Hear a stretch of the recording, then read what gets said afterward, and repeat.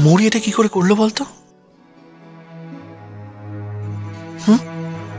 ও কলকাতায় এলো কবে, আর কলকাতায় এসে কোথায় থাকলো, সাগর সেনের সাথেই বা ওর দেখা কি করে হলো?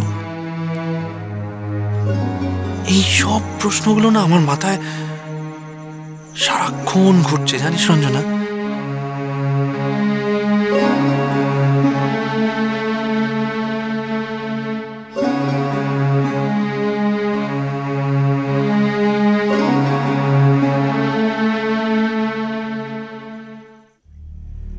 আমি ওকে পলাশটাকা থেকে কলকাতায় নিয়ে এসেছিলাম নিখিল।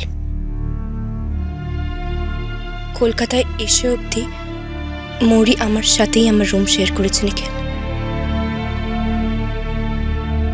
ইনফ্যাক্ট এখনো ও আমার সঙ্গেই আছে।